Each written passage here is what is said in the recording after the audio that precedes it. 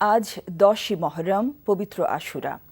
কারবালার আত্মত্যাগের ঘটনা সহ ইসলামের ইতিহাসে নানা কারণে দিনটি তাৎপর্যপূর্ণ। সারা বিশ্বের মতো বাংলাদেশেও যথাযথ মর্যাদায় দিনটি পালিত হচ্ছে। বরাবরের মতো এবারও পুরান ঢাকার হোসেনি দালান থেকে বের করা হয় তাজিয়া মিছিল।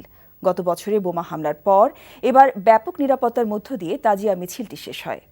ফাহাদ মোহাম্মদকে সাথে নিয়ে রিপোর্ট করছেন আরাফা সিদ্দিক, ছবি তুলেছেন হেলাল আহমেদ সজীব।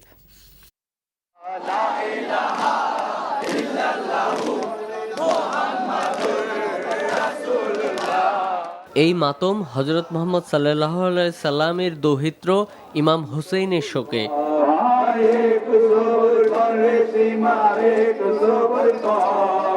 হিজরি 61 সনের এই দিনে সত্যের পক্ষে লড়াই করতে গিয়ে কারবালার মরু প্রান্তে পরিবার পরিজন সহ তিনি নিহত হন। হত্যাকারীদের প্রতি ঘৃণা আর কারবালার শহীদদের প্রতি সমবেদনা জানাতেই শিয়া সম্প্রদায়ের এই মিছিল। রাজধানীর পুরনো ঢাকায় অবস্থিত হোসনি দালান বা ইমামবাড়া থেকে সকাল 10টায় সবচেয়ে বড় তাজিয়া মিছিলটি বের করা হয়। এই মিছিল নির্বিঘ্ন করার জন্য আইনশৃঙ্খলা বাহিনীর পক্ষ থেকে গ্রহণ করা হয় 3 স্তরের কড়া নিরাপত্তা ব্যবস্থা। এই শোক মিছিলে ইমাম হোসেন ও তার পরিবারের প্রতীকী কবর ও ঘোড়া এবং বিভিন্ন রঙের নিশান উড়িয়ে অংশ নেন নানা শ্রেণী পেশার নারী পুরুষ। ধারালো ছুরি দিয়ে নিজেকে আঘাত করার উপর এবার বিধিনিষেধ থাকায় মিছিলে তা দেখা যায়নি।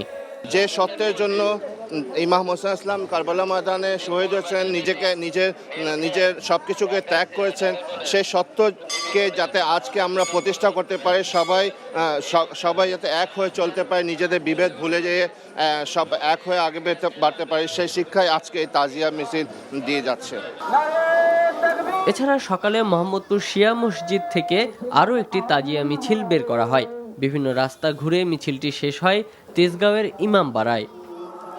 দুনিয়াতে উনি প্রতিষ্ঠিত করে গেলেন ইসলাম শান্তির ধর্ম, ইসলাম আল্লাহর মনোনীত নবীর কর্তৃক প্রেরিত সেই ধর্ম, যে ধর্মটাকে ওরা বিলীন করে দিতে চেয়েছিল। কারবালার ময়দানকে তাকে কিভাবে অবিচার করা হয়েছে, তার উপর এই অবিচারের কারণে আজকে এই যে জুলুম তার উপর করা হয়েছে, এই জুলুমের প্রতিবাদ এখন পর্যন্ত চলবে। যতদিন পর্যন্ত পৃথিবী আছে ততদিন পর্যন্ত চলবে। শিয়া সম্প্রদায়ের মহরমের এই তাজিয়া মিছিল শুধু কারবালার শোকাভিভূত স্মৃতিই প্রকাশ করে না। শিয়া সম্প্রদায়ের মানুষেরা বিশ্বাস করেন এই তাজিয়া মিছিলে অংশ নিলে তাদের মনের যে বাসনা রয়েছে তা সৃষ্টিকর্তা পূরণ করে দেয়।